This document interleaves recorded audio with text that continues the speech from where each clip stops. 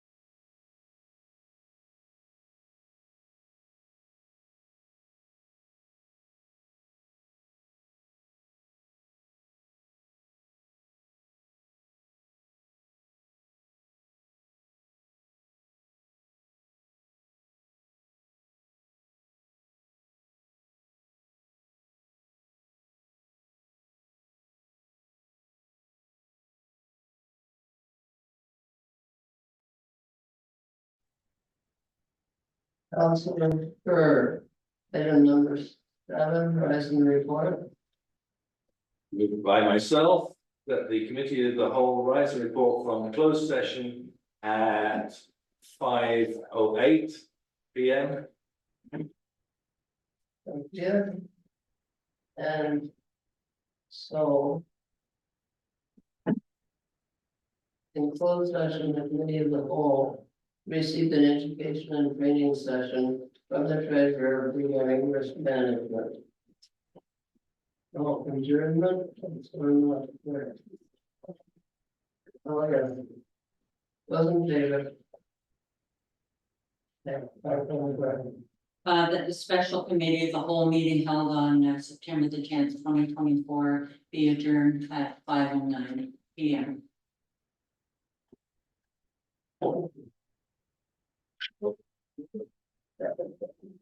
Those in favor? Yeah.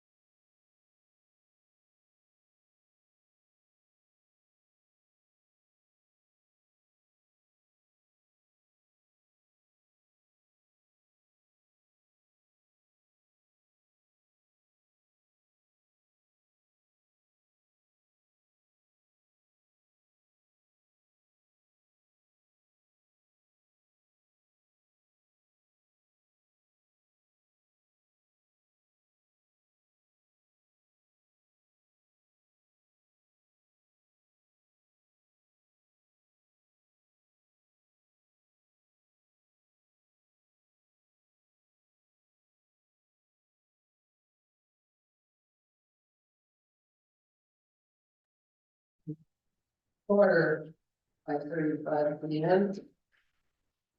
Adoption of the agenda, what's first it? Councilor Smith, oh, you're looking for it. Moved by myself, Councillor Barry Smith, that the agenda for committee of the whole meeting of September 10th, 2024 be adopted as presented. Okay, those in favor? It's carried unanimously. Anyone have a pecuniary interest in any item on the agenda? Seeing none. No public meetings. Adoption of minutes, Councilor Byrd. Thank you, your worship. Moved by myself, the minutes of the regular committee of the whole meeting held on the 6th of August 2024, and the special committee of the whole meeting held on 27th of August 2024 be approved. Thank you. Those in favor? Okay.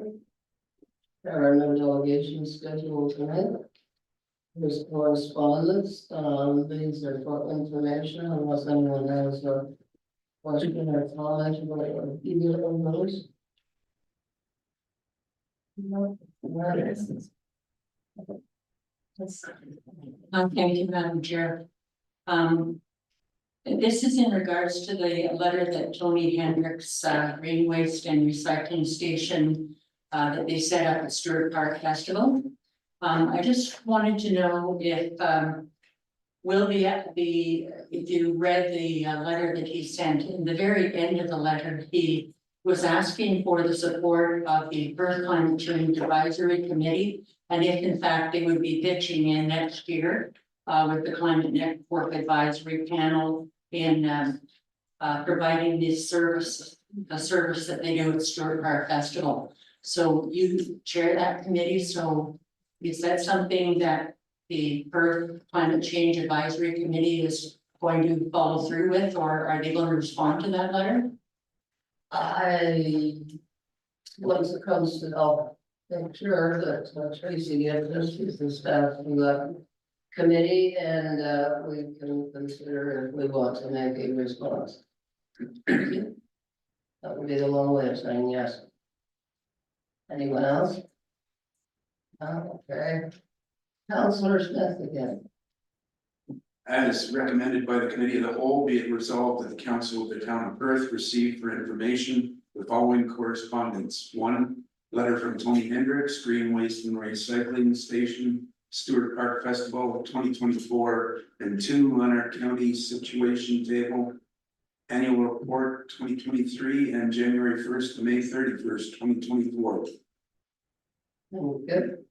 Further discussion? All in favor? Unanimous. Okay.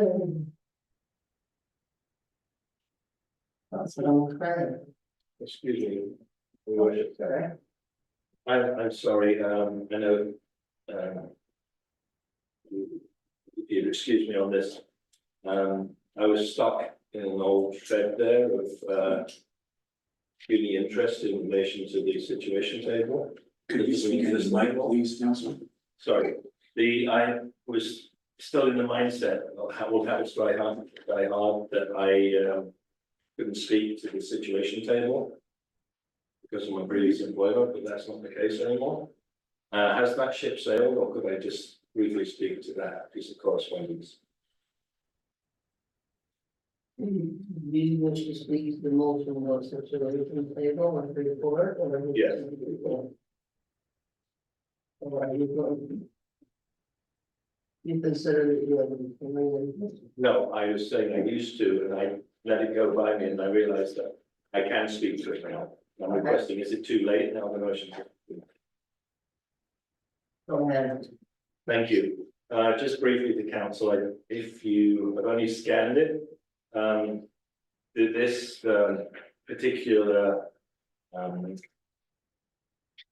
committee that we have, in this county, does remarkable work in relation to connecting people at an early stage of crisis to the resources they need. It's not just mental health. Major part of it is mental health. It's also young persons The unfortunate expression that's used a lot is frequent flyers. But it means people that are hitting the radar of one agency and getting them connected to a multi-agency response. It's a very worthwhile thing. It's a very detailed report. And if you've only scanned it, I suggest you have a look through it because it has quite a significant impact on the quality of life for a number of people in that community. Yes, I went to their fundraising golf tournament a couple of weeks ago. I was talking to the executive director, and the recidivism rate is only 7%, whereas it's in the 20s that they follow the regular process. It's something that should certainly be encouraged, but they're drastically underfunded. Thank you. Okay. And Okay, Duro Farm Working Group. So we're talking about amendments to the terms of reference and composition of the membership. As recommended by the committee of the whole, be it resolved that the council of the town of Perth, as recommended by the Duro Farm Working Group, amend the terms of reference under composition from 5 members to 7 members in total, including 2 members of council and 5 members of public, with qualifications as outlined in the terms of reference. would you mind elaborating on that a little, as to why that need is felt? Yes, I did actually at our last council meeting. And originally, the committee was much smaller. And we are wanting to increase it from 5 members to 7 members. Because of the last 2 meetings, we've had 3 meetings, but at the first meeting and the second meeting, we only had 3 or 4 people in attendance. And one of the people that is actually was slated to be at that particular meeting at the first, second, and third has never shown. So we're needing to reach out. And I think it's really important that we also in this recommendation, it's asking for people from the public with qualifications.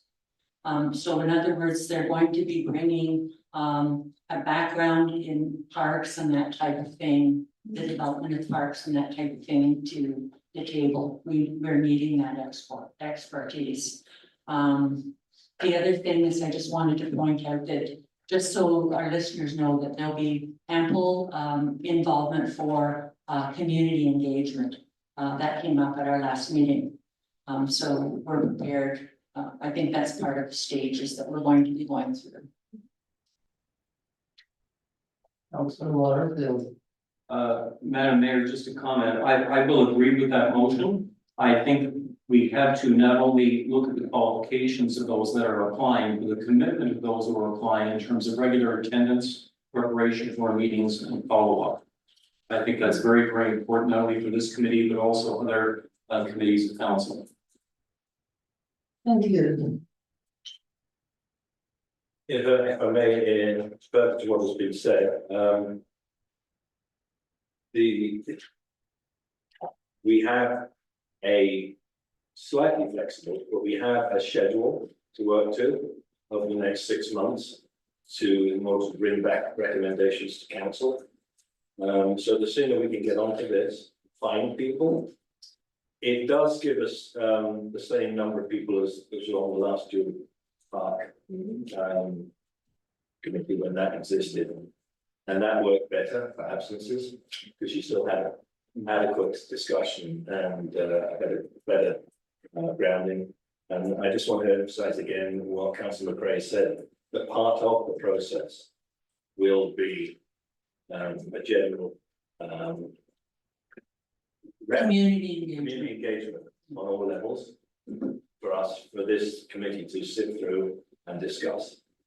So the more that we have, the better I think it will.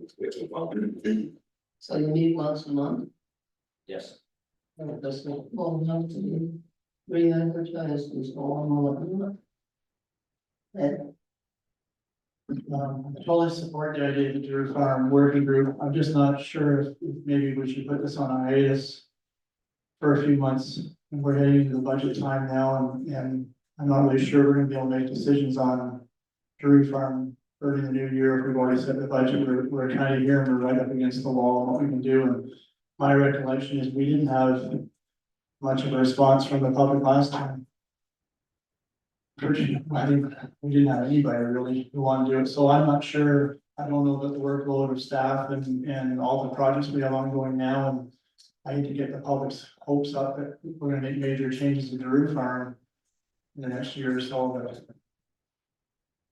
I mean, you guys are the ones that have been working on it, trying to have meetings and stuff, but it's kind of like last duel, we spent a lot of time last duel, but a lot of people were pretty frustrated again that we didn't really make a lot of changes the last duel.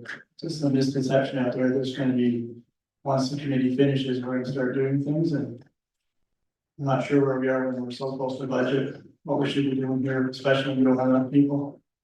And Through you, Chair, I think my perception is that we're going to come, it's not gonna happen tomorrow, it's going to be a longer process than that. The 6 months is just kind of, we're starting to lay the framework and work from there.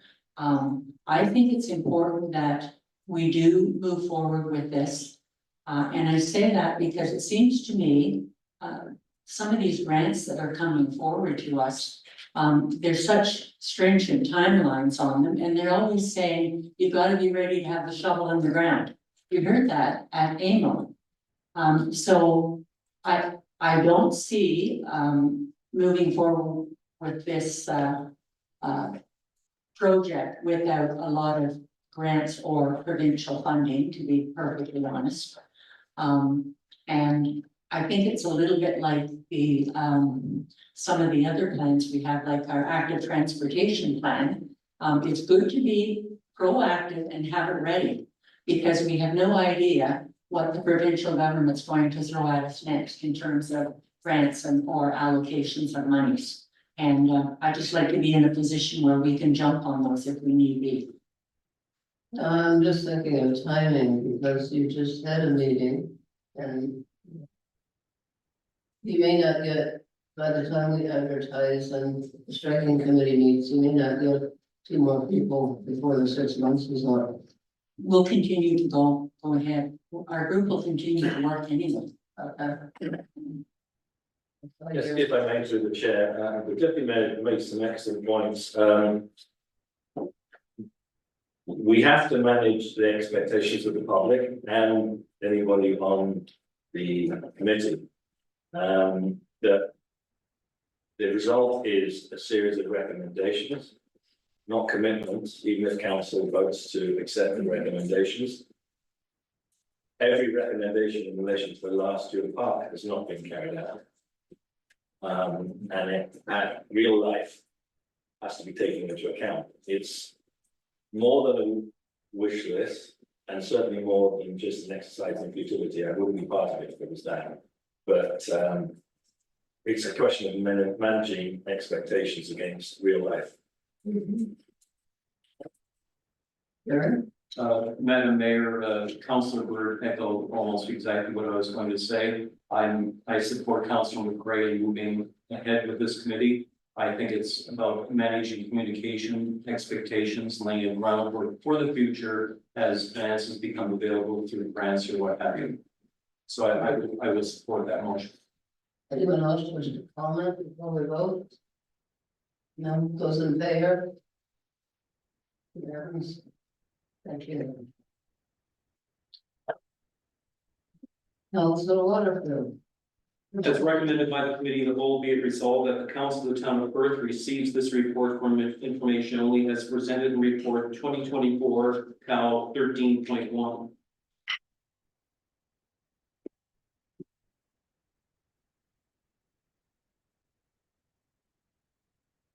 I know there's a lot of changes coming at us very fast, which are outlined in the report, but tell us more. I'm not gonna go through it line by line, but just to say, I think this is number 11 of changes to legislation since 2021. It comes into effect, so that's the provincial policy statement 2024. We're currently working on the provincial policy statement 2020. This one comes into effect October 20th and will affect any decision made left on or after that date. So just for awareness, I'm not getting into legalities of everything, but our OMB hearings are, or sorry, OLT hearings are booked after those dates. So I would imagine unless there's some transitional policies, we will now be working under the PPS 2024. So I'll have to revise, some witness statements on that and additional work. And then any of our applications that we come in from that date onwards will be working under the 2024 PPS. Does anyone have any questions on what you have to know? Through your chair, can you just kind of give us, kind of the goals notes of the implications of these, changes to the provincial policies here? What the major changes might be to when? I mean, I think they're basically outlined in the report. We're not required to have any specific population number or employment targets for a specific year. You have to meet the required land needs for at least 20, but not more than 30 years. We now have to get our population projections from the Ministry of Finance. We used to sort of pull them from StatsCan or other areas, but now we're required to get them from the Ministry of Finance. We are allowed to have settlement area expansions without the requirement of a comprehensive review, so we can determine where we expand into this area. Without sort of having the thorough test of a comprehensive review. However, we still have to consider the capacity of infrastructure and public service facilities and like various other considerations. But we don't have to go through a long process to sort of get there. We're also looking to support intensification, which is a positive. Instead of spreading out into greenfields areas, we're looking to intensify density within the town. So you're supporting your or using services that are already existing, so that helps with the costs. Although it does and will change the face of any town as that happens. So those are sort of the main ones. I guess the other one that would affect us in particular are employment areas. So all development within 300 meters of employment areas that's industrial shall avoid or mitigate potential impacts before they were not permitted. Now they're permitted if you can prove that they're going to get or mitigate impacts. So, and I guess the other sort of, let's bring it here. The minister can take into account other considerations to balance government priorities, which essentially means if the province doesn't like a decision we make, it can sort of walk in and balance priorities, however they see fit. Thank you.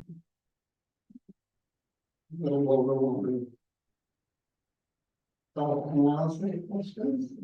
There, not those in favor? It's unanimous. Thank you. Okay, no, so the heard. Thank you, your worship.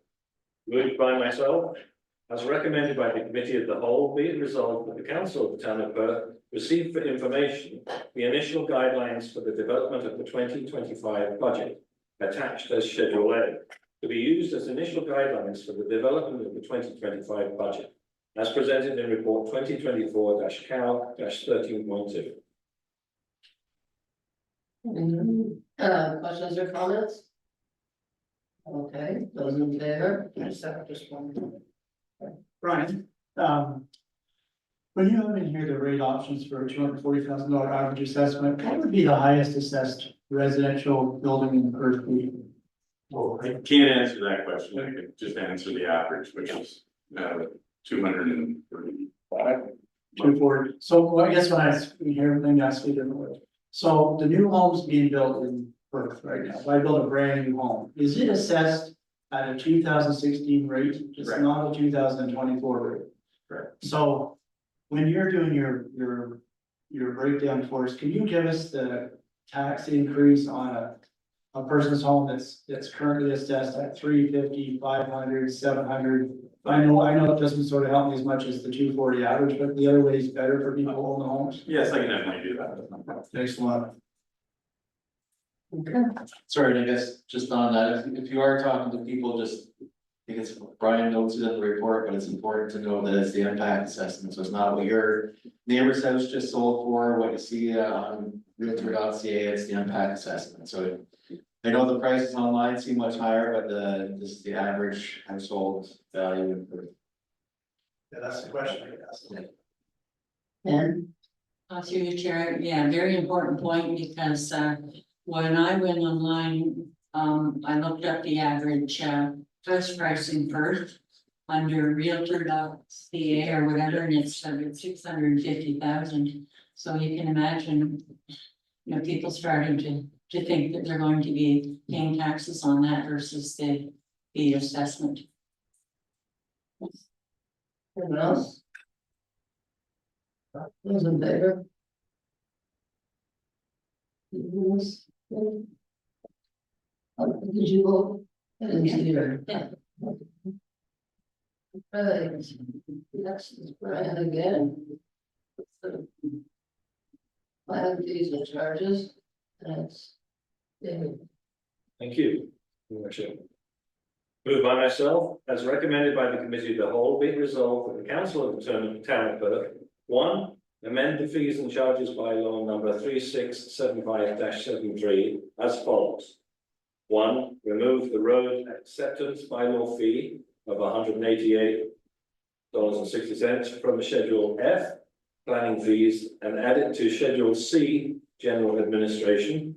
Two, remove the road closing bylaw fee of $879.70 and the road closing temporary fee of $502.60 from Schedule F, planning fees, and add them to Schedule D, environmental. Three, remove Schedule F, planning fees as amended, and two, pass bylaw number 3250-2, being a bylaw to further amend bylaw number 3250 to incorporate the planning fees and charges removed from the fees and charges bylaw number 3675-73 as amended. Three, direct staff to bring forward the fees and charges bylaw to incorporate these amendments and any other updates to a future meeting as presented in report 2024-13.3. Thank you. Anyone have any questions? Comments? Okay, those in favor? It's unanimous. And moving on to 8.4, the budget process timelines. Again, David. It's not a problem, you should know I like a lot of lions. Moved by myself, as recommended by the committee of the whole, be it resolved that the council of town of Perth adopt the timelines for the 2025 budget process as presented in report 2024-13.4. Thank you. Discussion, those in favor? Thank you. Unanimous.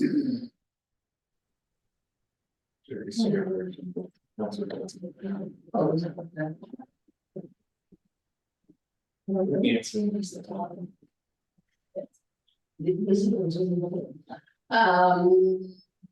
Okay, 8.5.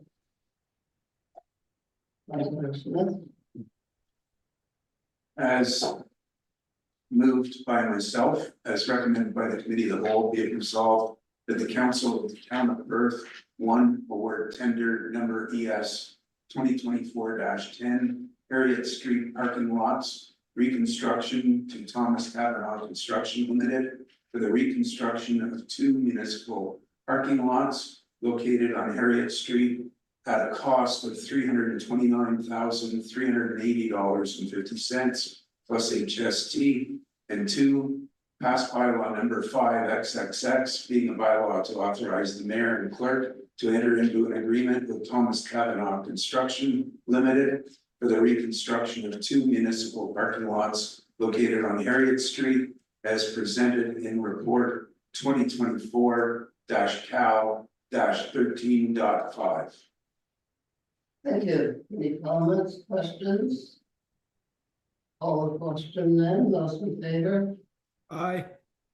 Unanimous. Thanks, Jim. 8.6.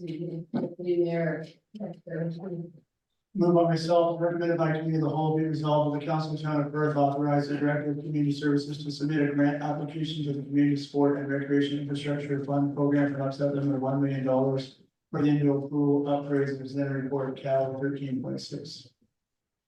Thank you. Any questions? Kathy's come just for this section. Thank you, Mayor. Do we have any idea when we hear back from the ministry as to whether or not we've been successful or not in this application? Through the chair, no, we do not. I think it says sometime in September, end of October, and we don't have an awareness of when they'll award it, but Okay, thank you. Anyone else? sorry, just for council's awareness, a reminder, this is the one that, for those of you who are at emo, this is the one we had the delegation for, so hopefully we're at the top of the list. Somebody told us that we had to have a star application because there were so many applying. But I'm sure we'll have one. Those in favor? Jim?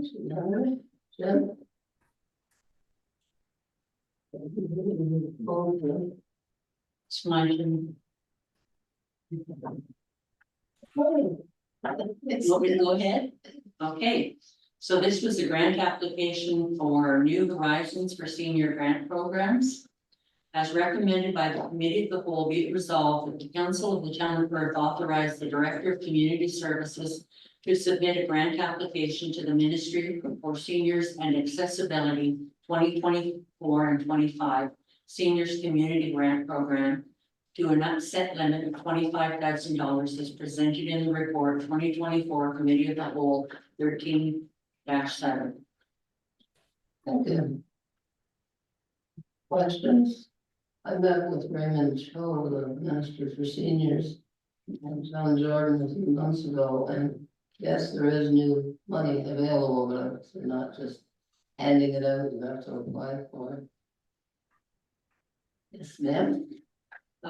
So through you, Madam Mayor, I would like to have Kathy just present to council, give us a little notion of what the monies are for, because this is a very different way of looking at our senior population.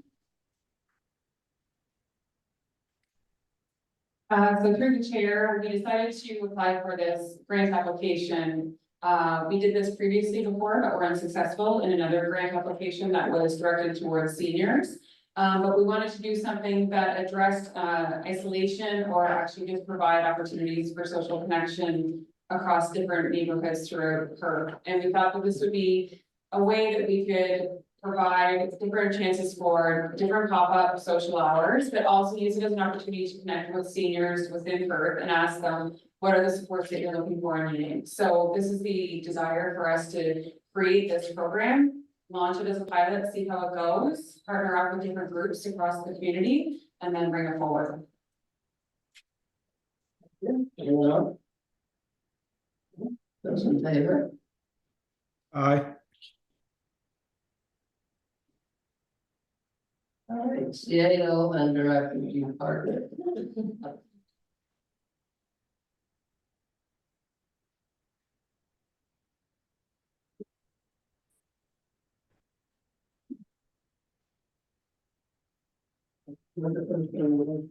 Yeah, we can present them, questions. So they're in your package. Anyone have any questions on any of those updates? Councilor Waterford. Madam Mayor, a comment or two, if I may, with regards to developmental services. I note with excitement that the report states that during 2025-26, our town will be having 121 affordable attainable units constructed in our town during that time. I think that's very, very encouraging considering the housing crisis that we currently are in. And also, I just want to congratulate Development Services for the incredible amount of work that they've done year to date with all the challenges and so much on their plate. Thank you very much. Anyone else? Are you there? Just further to Gary's comments, it was quite interesting in AMO when the expert there in Hamilton. Made the comment, it's not about providing housing, it's providing the income. We will never have enough housing in Ontario or Canada, we need the income if people live properly. And so people have to move off the issue a little bit of, are we building enough housing? No, are we making sure there's an affordable income for people to live on? I don't know if anybody saw CBC News last night, there was quite an article there about the unaffordable costs of living because of the way buildings are being bought up and renovated and stuff, so. But that was quite an eye-opener for me, was because I know the government's pushing, they're gonna build 1 million homes and stuff, but it's not that, it's the basic income people need, can't afford to pay the rent no matter where they live. And I have a meeting this week with two ladies, through, remember which one, that wants to know what Earth is doing, they're from, Homes for Humanity. And they wanna know what Earth is doing about affordable housing. And they should be talking to you. Okay, anything else, anyone else? None? Okay. Next meeting dates. Regular committee of the whole. Tuesday, October the 8th at 5:30, and Councilor Bull is chairing that meeting. Questions from the media? Okay, you're easy to go along with. There's no closed session. Councilor McCarty, there's one again. I move by myself that the committee of the whole meeting held on September the 10th at 2024 be adjourned at 6:08 p.m. Thank you. Were you there? Someone's to record. You did.